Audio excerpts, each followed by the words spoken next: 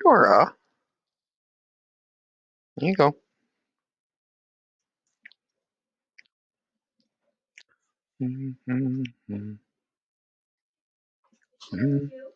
What? Yeah, she's begging for my sandwich.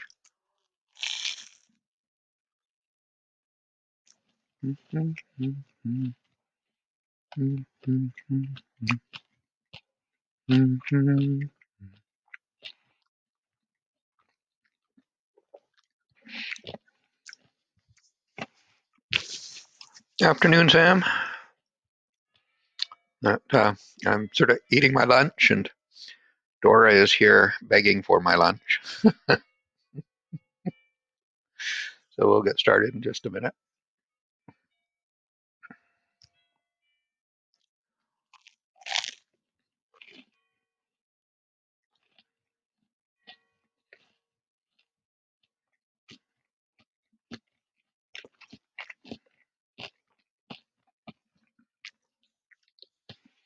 No, it's 1 o'clock. Okay, we'll get underway. I'll leave this till later. So, Sam and anybody else that's out there, sound okay or volume clear? Good? Okay. Well, let's get underway. It should be um, a relatively modest length for the class, maybe 45 minutes or so. and uh,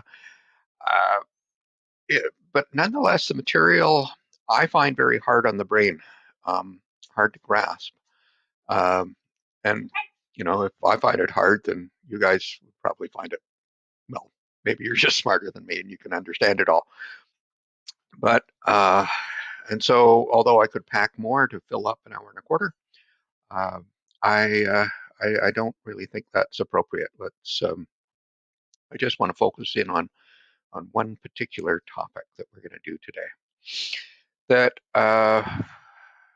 don't have any really new pictures. These are old pictures. I'm still in Halifax. I'm not down in Kingsburg. And they, sorry, I've got to keep feeding Dora.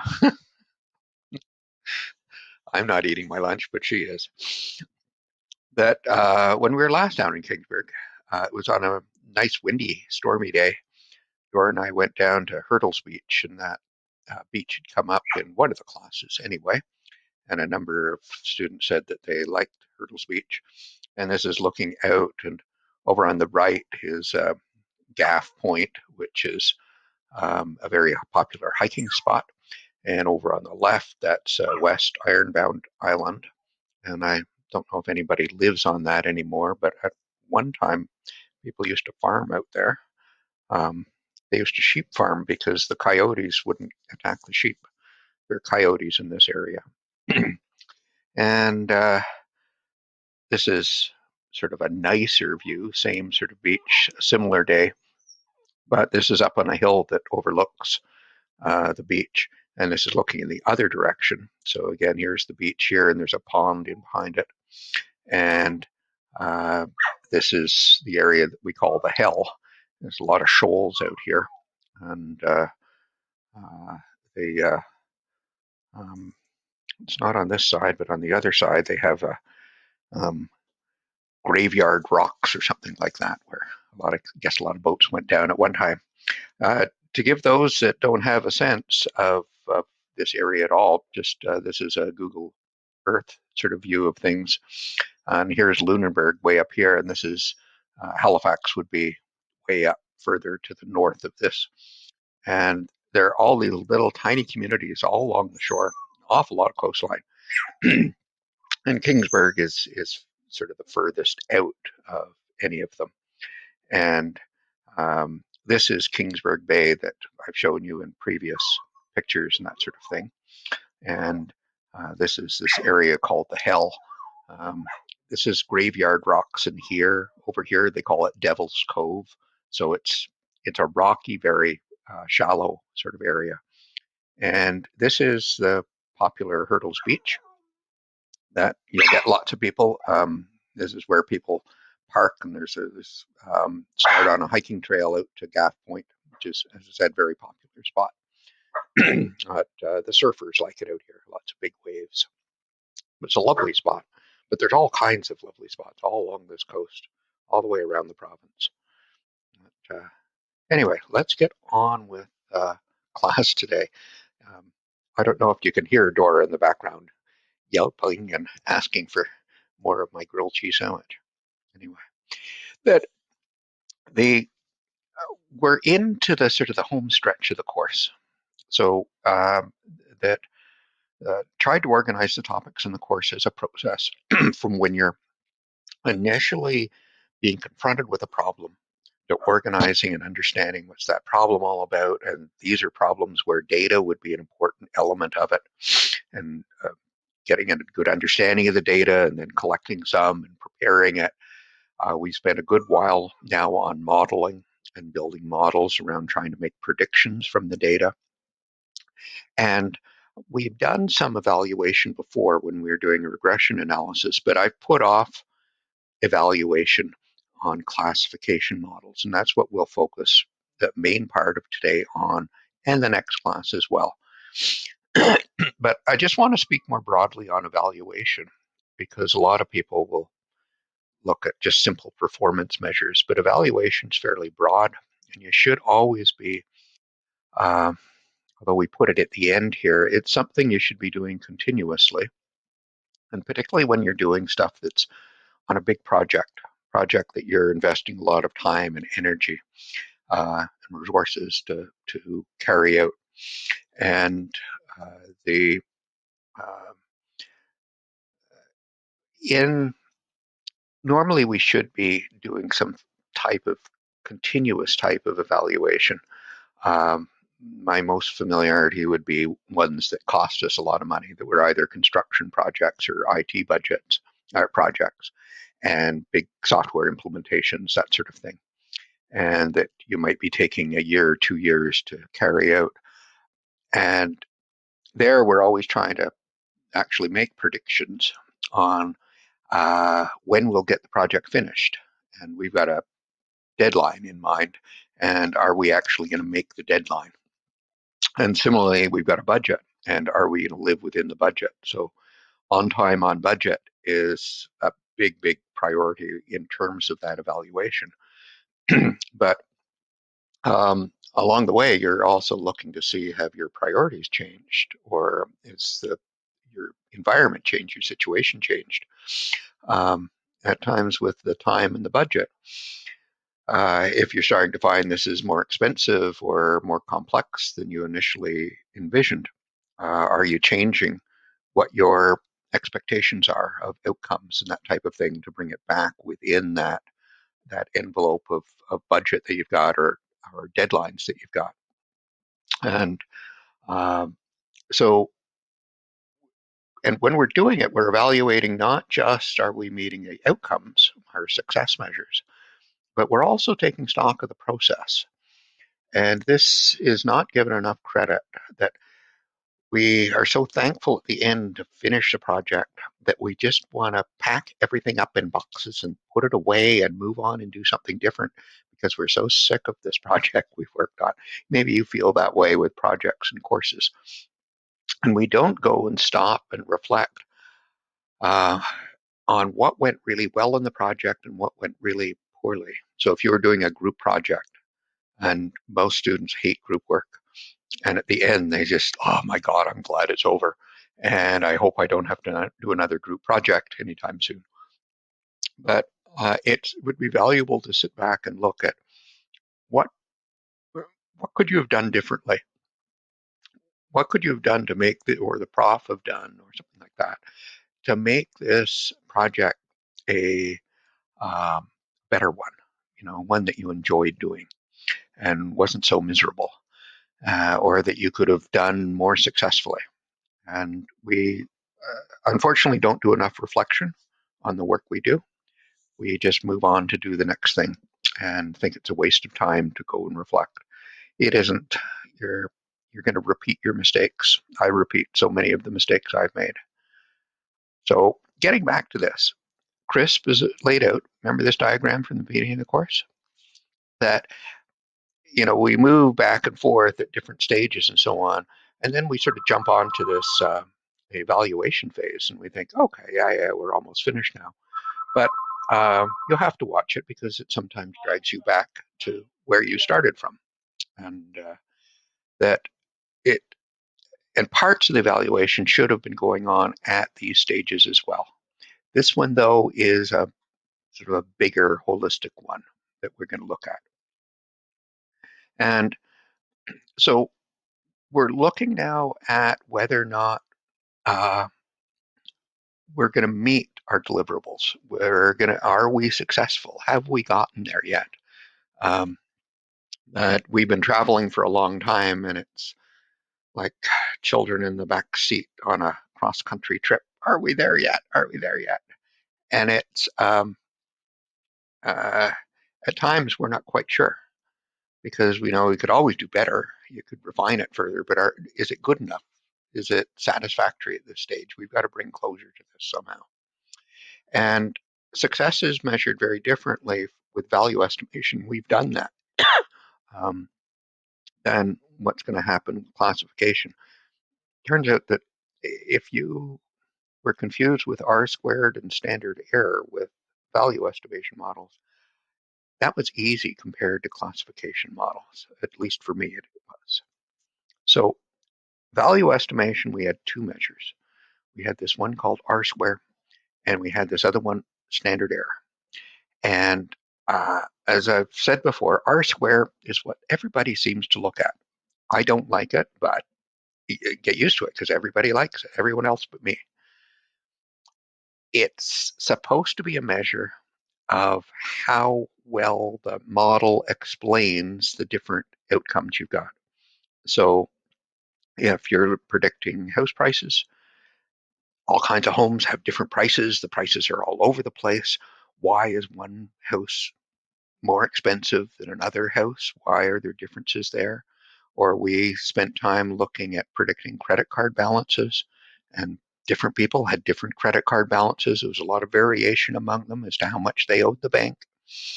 And can we come up with a way of trying to explain that, of trying to account for the differences among different customers? And that so we looked at credit ratings, credit limits, their income, whether you're a student, whether you were whatever. And after we would make adjustments for these different factors, just like with house prices. After you make adjustments for how big the house is, does it have a garage? Does it have a basement? Does it have a deck? Is it an old house? Is it a new house? Where is it located? After you adjust for all those things, there's still some variability left. You can't make perfect predictions. But how much have you been able to explain by taking account of all these variables that you've included? That's what R squared is. It's sort of a measure of how much progress you've made in explaining why house A is different from house B. And for that reason, people find it intuitively appealing. That and say, oh, it explains things. Okay, that's good. And if it explains 80% of it or 90%, then that sounds awfully good. But I like something that's more concrete. I know that when I go and use this, I'm going to be making a prediction. And the first rule of forecasting, I was told an incredibly long time ago, was the forecast is always wrong. That it may be close, but it's still wrong. It's very, very, very rare for your forecast to be correct. Sometimes it's the error in it is a very small amount, that sometimes it's by a really big amount. And we'd like to know what's small and what's large, and how often do we get the big ones? How often do we get a really bad forecast? And that's our sense of trying to measure error and how good a model is. Put it in real concrete terms to me, so that if I'm trying to sell my house, and if I thought I was going to get 325,000 and I only get 280,000, I'm going to be really upset, because that how am I going to pay off my mortgage? I expected to have extra money to pay for all kinds of things, and now it's much lower than what my forecast had been. If I'd known it was going to be only 280, maybe I would have done things differently. That errors in the predictions, if they're big, can be very upsetting. That um, so that in terms of interpreting it, uh, that normally with once I see what that standard error is, I translate that into action by having some rule to think of how often it happens. So it isn't just a matter of is it a big error or a small error, but how often are you off by a small amount? How often are you off by a large amount? And for me, it's I like to have a simple rule I can keep in my head. I don't like formulas, so I'd like to think that maybe 2/3 of the time, quite frequently, I've got an error that's going to be less than one standard error. So most of the time, I'm within one standard error. Most of the time, my forecast is within $83. It's within $3,000 or whatever the number is. That and it's very rare that I'm off by more than two standard errors. It happens. Sometimes it does occur, but not very frequently. So a worst case is more like two standard errors. A typical case is probably a little less than one standard error. And that gives me an idea of how accurate my forecasts are.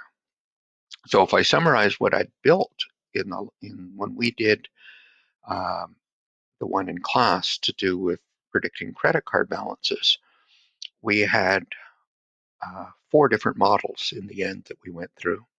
We started out with an R square of 75%, which sounded very good, but the standard error of $230 seemed rather large, given the most credit card balances were no more than $1,500.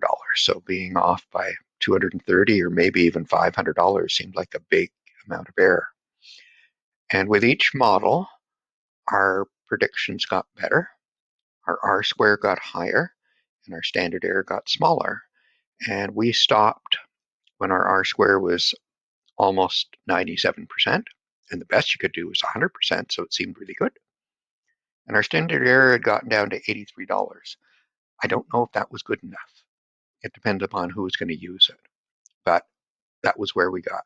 So um, it's uh, generally attractive to have possible choices to give management and say, well, if you want something really simple, you can use this one, but it's got this big an error.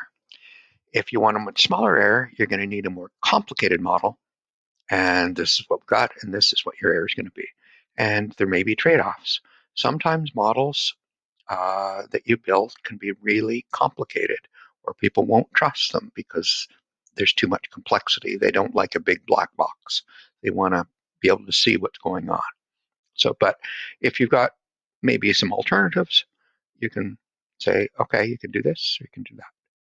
That it's like having if you depending on how much you pay, this is what you can get in return. So, what about the? I should before I get into classification make mention of overfitting because I raised that with classification. Can we overfit with a regression model? And yeah, but it doesn't happen very often. What do we mean by it? It's we've got a data set and we're trying to make perfect predictions in that data set, sort of replicate it in some fashion. And we're fitting the model as best we can to the data so that it matches the pattern in the data as best we can. And it's, in a sense, it's like working in a laboratory and now you're taking it out of the lab and seeing what does it look like in practice. And we hear about that regularly. We've in the last week, 2 weeks, heard about different COVID vaccines and that they're releasing results from their stage 3 clinical trials. And so they've taken it out of the lab and now they're actually trying to use it with a sample of the general population and seeing how well does it perform. Does it perform in the fashion that we saw it perform in the lab? And that sometimes when we take it out and put it into practice, we find it only works in the lab. Like that first vaccine, it has to be stored at what, minus 80 degrees Celsius? How often do you have refrigerators that'll be, or freezers that are that cold? Um, it may work, but it may not be practical to implement because it only works in that lab environment because it has to be stored at such a low temperature. So what happens when you take it out of the lab and see what takes place there? And in classification, it's very common for us to um, end up overfitting. But as I said, with regression, it doesn't happen nearly as much. Um, that in practice, what we would typically do to prevent ourselves from doing this, because we know it can happen, so that we, just like with vaccines, they set up clinical trials to ensure that doesn't happen. So it goes through different stages and evaluation. That with data mining, we do it by taking that our main data set we've got and taking one piece of it, one uh, part of the data set, and holding it out and saying we're going to use it for evaluation. And we got to make sure we pick it so it is representative of the whole data set. So we'd maybe randomly take out 10 or 20% of the values we've got. Don't just take the most recent or the oldest or something in the middle. Do it so it's a good cross section. And it doesn't have to be huge, but it has to be enough that we can get reliable conclusions from it. And it depends upon the amount of data you've got. If you've got a huge, huge data set, then it may be a small percentage. If I got a smaller one, it may be a bigger percentage. With though I didn't look at it when we covered it in predicting credit card balances, I went back and looked at doing it in two stages like this. And if you recall, we had only 400 uh, observations to work with. So I took 300 and used that for training and kept 100 out for doing predictions. But I had to be careful that I randomly picked that 100 so that it did represent the diversity of different types of credit cards we had. Um, and because it was a small data set, I took out a larger holdout sample. Um, it left me a lot less for training, but I still wanted enough for evaluation. So we go and we train it on that training data set, fit the best model we can, and then we go and try doing essentially like clinical trials, do an experiment on the holdout sample and see if it performs just as well. That with regression value estimation models, the standard error when you fit the model and the standard error when we apply it to the holdout, the evaluation sample, often don't differ by that much. The evaluation sample, its performance is a little bit worse, but not a huge amount. And it's always should be always a bit worse because the technique that's used, that ordinary least squares and that sort of method that was used, it optimizes. It finds the best possible model, and so it's the best you could possibly do. It minimizes the errors. So on the other one, I haven't done that type of thing because I didn't know about that data. And so it's not going to perform quite as well. But it actually, in practice, tends to work quite well.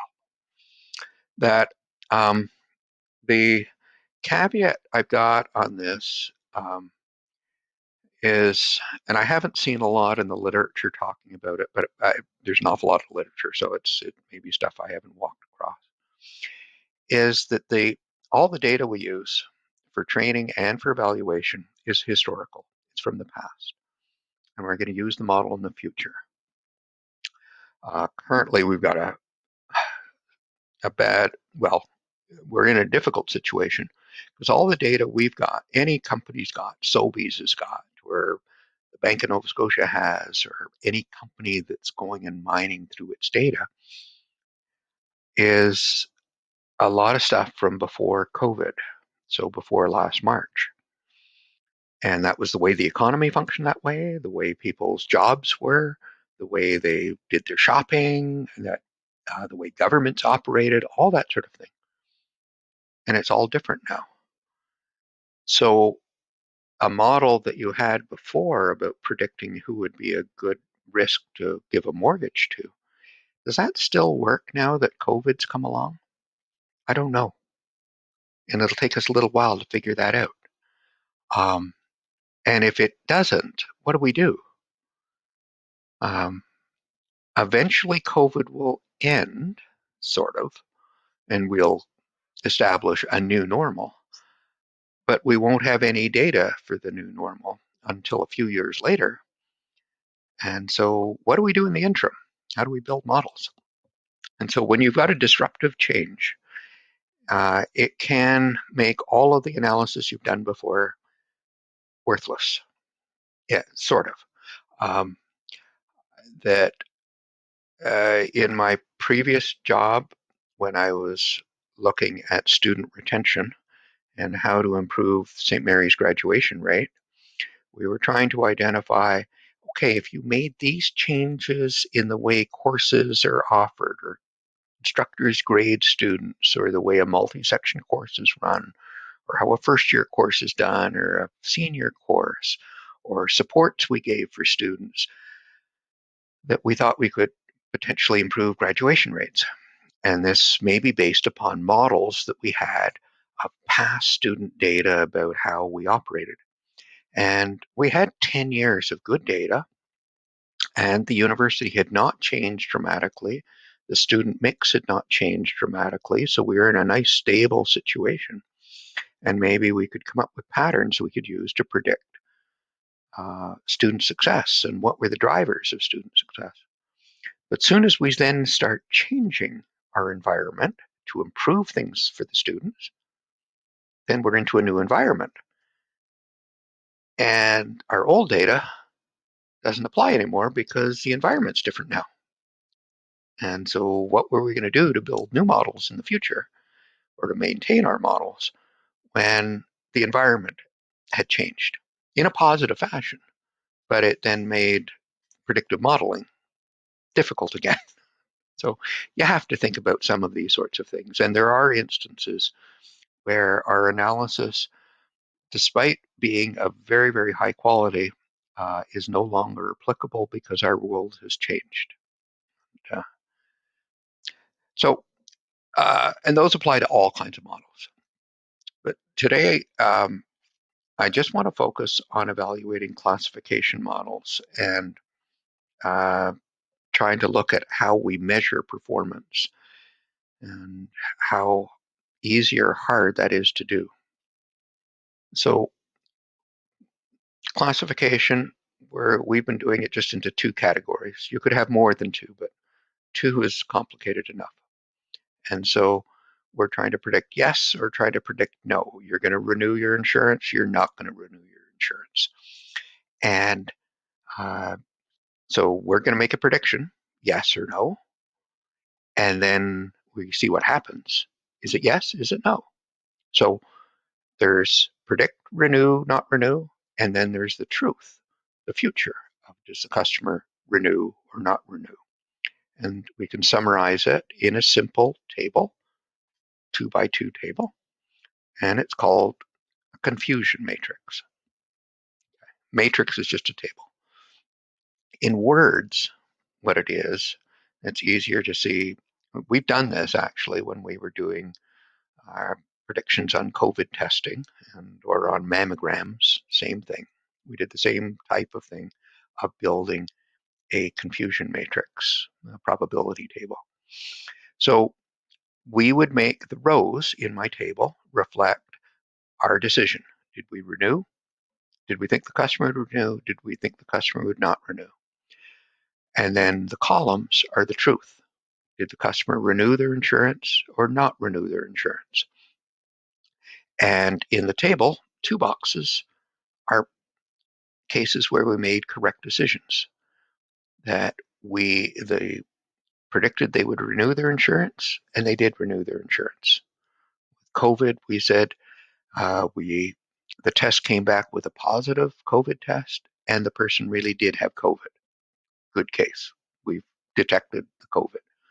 And then down here, there's the other one that we predicted they would not renew their insurance, and they didn't renew their insurance. Our COVID test came back negative, and thankfully the person also didn't have COVID. So we made the right diagnosis. Those are the good news stories. But then there are the bad news stories.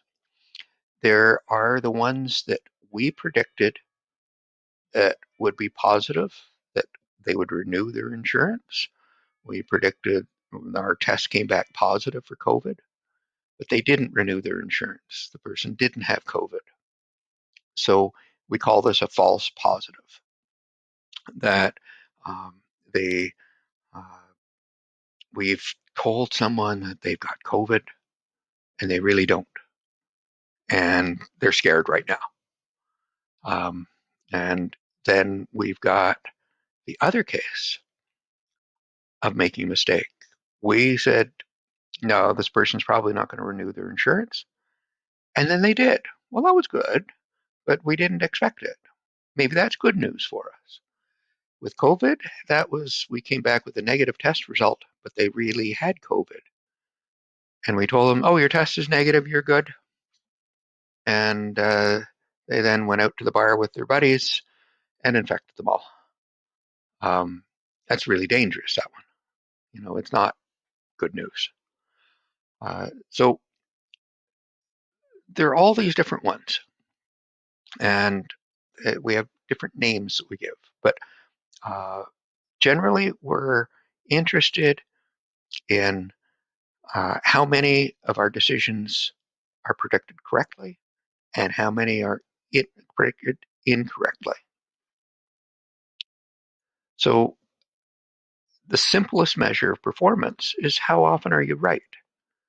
You could imagine that as if you had not a multiple choice test, but I gave you a true false test.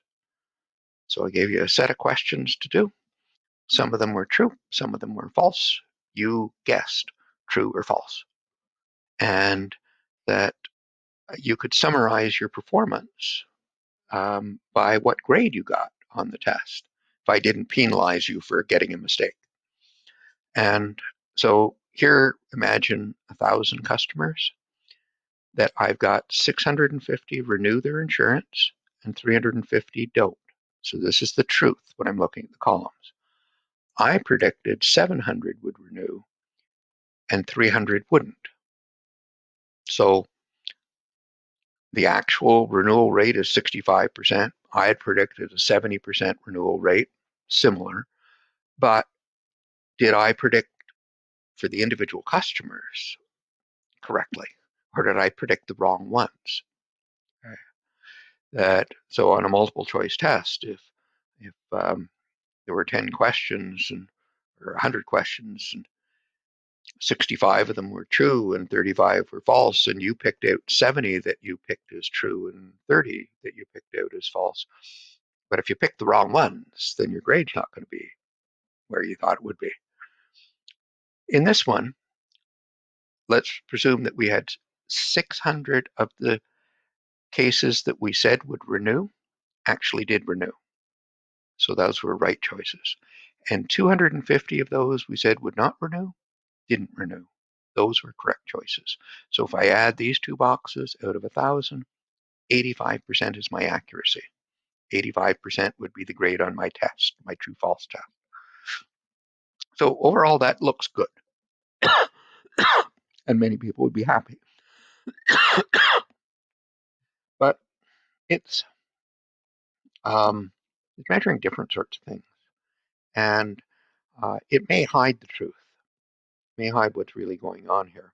And it's sort of like R-square. I find it misleading because I'm not looking at the consequences. That What happens if my prediction was right? What happens if my prediction is wrong? And not just right and wrong, there are actually four different situations that I can be right in that they predicted they renewed and they did renew. I predicted they wouldn't renew and they didn't renew. But those are different sorts of cases. One of them I'm making money on, and the other one I'm losing a customer. The other two where I made mistakes in my predictions, again, the consequences are quite different. So you've actually got to consider all four cases, not just you were right or you were wrong. So it's more complicated than the true false test because of in true false tests, the consequences are the same as long as you get the right answer. So um, the um, and you've got to look at like if it was renewing insurance, correctly predicting renewals, is that as valuable as correctly predicting non-renewals? Well, non-renewals I'm going to lose. I'm not making money on. They're not valuable to me. So does it matter that I correctly predicted them? Maybe it's just that I didn't waste time then on them because they weren't going to renew. But my renewals, those are really important to me. So those two are different. If I predicted they wouldn't renew, um, and I still don't know if the customer is or isn't, but I'm predicting that they won't, should I be doing something? So I'm talking about the consequences. Also, there's actions that we take. If I was predicting, oh, this customer is likely not to renew, but maybe I can change their mind. So I've got ones whose minds I want to change. So what is my marketing strategy to them to get them to change their mind? Okay. That with another customer, I'm predicting that they're going to renew. It turns out they don't, that they change their mind. Um, was there something I should have been doing with those that I thought likely to renew to lock them in and make them definitely want to do that? So are there things I should do to confirm my expectation in one group and to change behavior in another group? So think about your actions and the consequences of the action and how do those things all mix together. Accuracy's problem is that it just says everything's the same, and everything isn't the same. So as a measure, it's nice and simple. Um, it's easy to communicate. If you told your manager, "Hey, my model has got 85% accuracy," the manager may well be quite happy with that. That sounds good. Good. Off you go. Not fully appreciating the complexity of the consequences behind the scene. And watch it because it may come back and bite you when the manager discovers what happens with an 85% accuracy. That it's not in concrete terms to the manager. It's in very general, broad terms, like R squared is. So how do you make it more concrete? So there's a lot of different ways, and they involve looking at conditional probabilities. That thing again, it's very hard to understand. And we look at four different types of conditional probabilities. Seems to surprising we can find so many out of one simple table. So um, sensitivity is the percentage of positives that we correctly predicted. So that would be with a COVID test, among those with COVID, what percentage tested positive? And ideally, we'd like to catch every single case, every person that has COVID, we'd like to be able to catch with our test so that we're confident we screened out all of those people so they don't pass it on to somebody else. That with the insurance case, among those that renewed their insurance, what percentage did we correctly predict? Well, we predicted 600 of them were going to renew, that it did renew, that they were correct predictions, and 650. So, of the 650 that renewed their insurance, we identified 600 of them. 92%. It looks good. Seems it's a fairly sensitive test. That second one, I'm going to fumble this one. I don't. I have trouble pronouncing it. It's pronounced specificity. I have to struggle with it. I don't know if it's the two C's and the F in the middle, but I don't know. It's the other way around. The percentage of negatives that we correctly predict. And so among all of the people without COVID, what percentage did we correctly predict didn't have COVID? Among all those that didn't renew their insurance, so the 350 that didn't renew their insurance, how many did we identify as not renewing? Well, there were 250 that we identified as not renewing. That 71%, it's a lower percentage. Usually these two numbers differ. That and often to develop a test that's really good at one is not so good with the other. It has a strength one way versus the other. With a COVID test, we'd like one that had a very high level of sensitivity. And we might be less concerned about specificity, that it may be that among those that didn't have COVID, we incorrectly identified a number of them. It's less, at least if our goal was to keep people with COVID out of the general population, so it's reduce the spread that's taking place. That in uh, uh, it's sort of like if you were looking at the bad guys and you had trials, what percentage of the bad guys do you put in jail? What percentage of the good guys do you let free? And you've got to trade off between those two. That it's um, that it, generally to do a better job with one, you'll end up doing a worse job with the other. And so, which one is more important to you? And so, it's a trade off that we have. What, but keeping my head wrapped around it, because these two words are very similar, or they both start with an S, sensitivity and specificity, and they both end in itty, the end.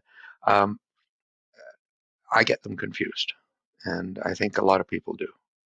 That it may um, that some will talk of it as the uh, uh, in terms of positive and negative rates. When I gave you the example to do with that rapid test for COVID that came out during the summer months, it was reported at among those with COVID, it correctly identified 97.1%. And among those that didn't have COVID, it correctly identified them as not having COVID, 98.5%. So what they reported was the sensitivity rate for the test and the specificity rate for that test. And so that, and for the different COVID tests, that's probably the way they're going to start communicating how well they work. But I think, as you saw when we looked at that, that may tell you how good that test is from a medical perspective. But is that what's important to you? That we'll get to it in just a second. But before I do, I just want to give you another example. Is even if you had an accuracy rate of 85%, which sounds good, is that really that good? Well, if you didn't have any model, you'd predict every customer would renew. If you had no information, 65% of your customers renew. So if you take a random customer, do you think they're going to renew? 65% chance yes, 35% chance no. I'll bet with they'll renew. So that will be my decision. So we'll have a decision rule that says every customer renews. as the simplest possible model you can get. And if you look at that one, it's got, this is the confusion matrix for it. Out of 1,000 customers, I'm going to predict they all renew. 650 of them will, 350 of them will not. Yep. And I'm going to predict none of them will not renew. So I got zeros in that whole row too. Accuracy is the number of right decisions, 650 plus zero, so 65% accuracy. So with my simple rule, my accuracy rate is 65%. With my new rule, it's 85%. So I'm getting a sense of how good it is. And so a model that's had an accuracy rate of 50%, some might say that's not very good because you could flip a coin and get that. If I looked at sensitivity, then I'm looking among those that renew, how many did I get correct? I got all of them correct, 100%. And out of those that do not renew, how many did I say would not renew? Well, none. I said they all would renew.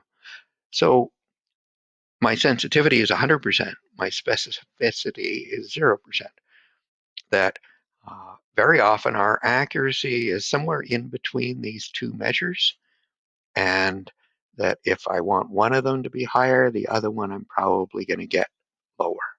That um, accuracy sort of hides that extreme imbalance that's there, and it's valuable to look at it.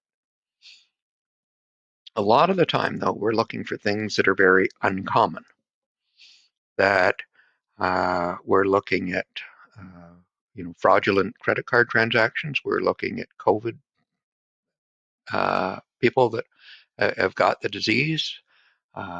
If you're marketing a product online and you're trying to classify customers as likely to buy and not likely to buy, most of them don't buy it. They just look and keep on going. That so you're looking at a small percentage of, with online ads, an incredibly small percentage of the page views, still a small percentage of the click-throughs generally result in actual purchase decisions. So let's suppose I've got a test procedure for predicting whether or not a credit card transaction is valid or it's fraudulent. And let's assume that 1% of them are fraudulent, that we've got a very high fraud rate. Depends, in this instance, I am predicting 98%, or I've got 98,000 that are, I think, are good transactions, and a little less than 2,000 are bad ones. And this is how they break down into the different categories. Now, you could be comparing this to a model that is the decision rule that just says they're all good. Let's accept them all. That one would be right 99% of the time, and it would get all the valid ones, but unfortunately, it would leave me with 1,000 fraudulent transactions by approving them all. So I got to look at, well, what are the trade-offs here? With the one I just had, its accuracy rate is actually lower than the simple model of just approving everybody. It's just under 99% in terms of accuracy. Its sensitivity rate is not 100% like I had a second ago. It's only about 99%. But its specificity rate is 80%. 800 out of the 1,000 fraudulent transactions I was able to weed out. So this might be an attractive model for us to use, because it's weeding out a large proportion of the bad transactions. So we might think, hey, this is good. But this is, again, looking at the correct decisions we make. We've structured these two measures on the correct positives, the correct negatives. What about the false positives and the false negatives? Should we be paying attention to them? So let's get another measure for you. Suppose you reject. Okay, so this is what would be called a false positive.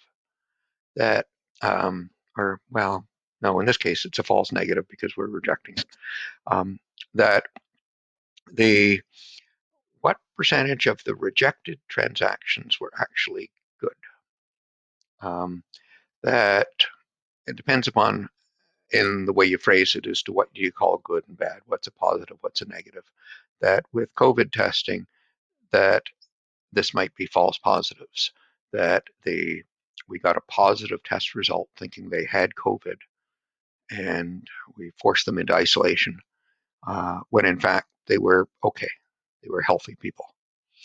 And that, so of the ones that I rejected incorrectly, I incorrectly rejected 800 out of the 1,790 that I rejected. 45%, almost half, of the credit card transactions that were rejected were actually valid ones. Now, if I rejected it and it was fraudulent, you know, you're at the cash at the store and you're using your fraudulent credit card to make a transaction, and the cashier says, "Oh, system doesn't take it. You know, have you got cash? Do you have another credit card?" And you'll find some way of paying for it, or you may seem embarrassed and you leave. Okay? Nobody loses any money because it was fraudulent. Nobody makes any money off of it. But if it was a good customer and you rejected it, they're going to say, What's wrong?" You know, and the cashier says, "I don't know. It's just what the machine said." And they leave. They then call Bank of Nova Scotia or Bank of Commerce or whatever bank they've got and said, "What's going on? That I went to buy something. I'm embarrassed. You know, I went to pay for dinner and it wouldn't accept my credit card." Um, that you'd hate to be the person on the other end of the telephone listening to this very irate customer who had taken a bunch of people to dinner, paid for their dinner, and then found that their credit card was rejected. They'd be very, very, very upset. And if you're the person that gets those phone calls and you get 45% of those people that phone you actually are good customers, actually almost everyone that's phoning you is a good customer, you'd probably be telling management, stop rejecting those transactions. These are all good customers. That you're going to get really upset about doing that if they're going to bite you every time you do that. So, what are the consequences there? That on the other way around, suppose you approved the transaction and it was fraudulent. So you thought it was okay, out of all the ones you thought were okay. Well, 200 of the ones you thought were okay were actually fraudulent. Now, that's 0.2%. That's roughly 1 in 500. That actually isn't bad, because if you didn't do any screening, 1 in 100 transactions would be bad. And because you did screening, now it's 1 in 500 transactions is bad. So you're really good at getting out the fraudulent transactions. Okay? Unfortunately, to do that effectively, you've upset another large group of customers. So there's some pluses and some minuses. So some decision makers may want to evaluate performance by looking at these two measures of the mistakes you're making. And what are the consequences of those two types of mistakes? Instead of just looking at the good news when you're making right decisions, what about when you're making wrong decisions? Um, It's sort of like that. Um, I can't think of the expression now, but it's basically when you do something right, nobody notices. But when you make a mistake, it seems everybody notices. Or if you're good, that person good to someone, they might tell one person. But if you're really nasty to someone, they'll likely tell 10 people. So bad things seem to have bigger penalties associated with them, or mistakes have bigger penalties than doing things correctly. Um, so summarizing these, and there are actually other measures we aren't going to get into. Um, Accuracy is a nice measure. It's nice, simple, it's easy to understand, but it's really, really dangerous to use. It gets us to not think about the consequences of our decisions. So the other measures might be better in the sense that they're making us think about our decisions, that they and the consequences of them. But it's hard to think of all of these sorts of measures. It's really tough on the brain. Um, if I go back to this table, that these different rates we've got are all the conditional probabilities you could find. That so sensitivity is looking at a column and looking at these 98,000 out of the 99,000, or specificity that has to do with making right decisions, conditional probabilities, again in this column, the 800 out of the 1,000. That the other two measures that we looked at, that false omission rate, and now I can't think of the other one, are the other way around. They have to do with going across. So that first one I had was all the ones that we rejected that we did incorrectly, the 800 out of the 1790. Okay? And the second one that we looked at, which was the really tiny one, was the 200 out of 98,000. So these are um, sort of like with pivot tables when we're looking at percentage of column totals versus percentage of row totals, which we saw before can be tricky in remembering which is which and which one is important to us.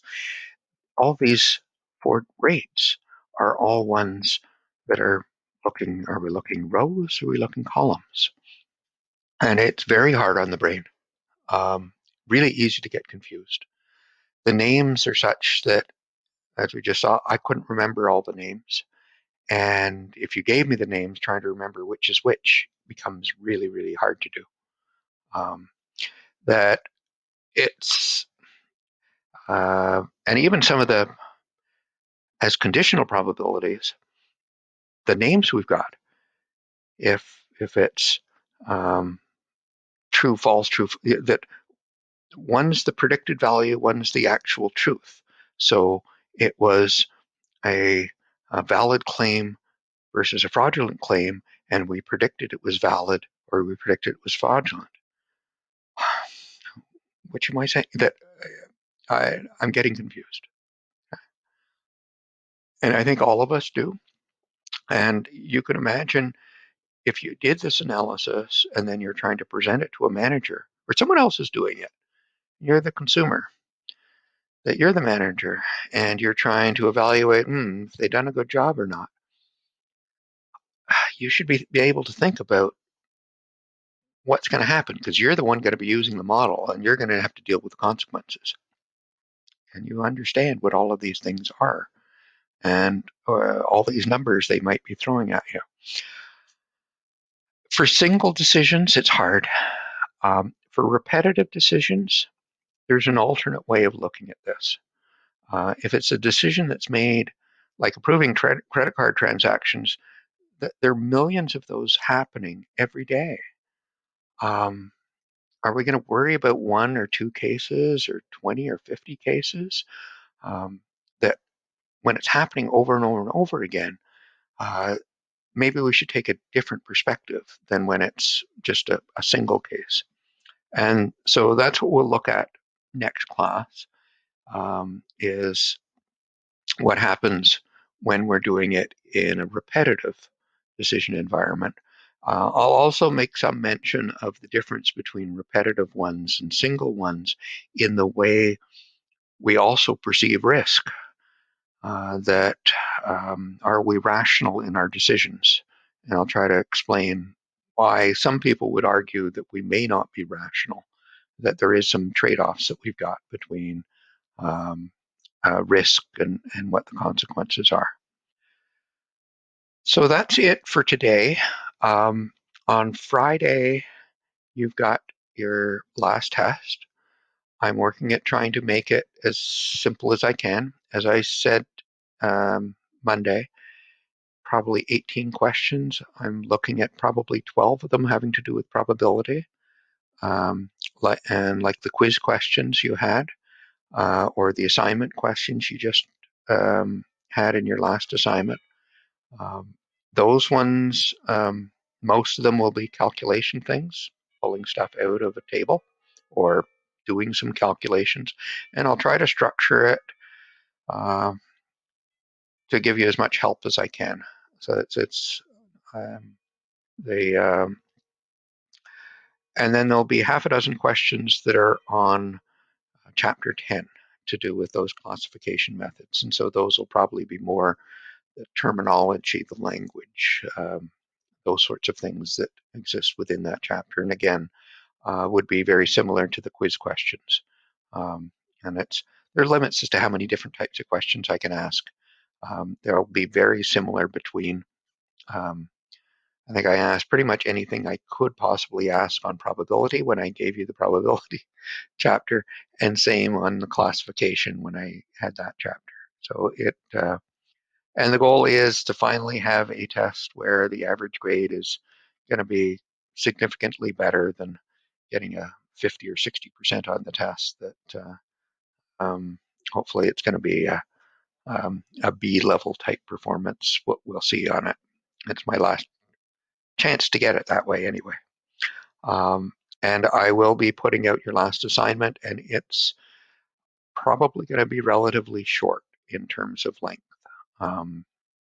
And again, there isn't an awful lot I can pose on it because most of the stuff we've been doing, you're not going to do any calculations on. There's just the probability stuff, and I can tie the probability into today's stuff potentially. But again, there's only a few calculations you can possibly do. So hopefully it's not going to be a long assignment as well, which should suit you well because you've got lots of work to do, no doubt, in your other classes, and you need to balance all of that. So that's where we're going to leave it. And I'm going to end now. So you guys take care. And if you got questions, get in touch with me. And good luck. Bye now.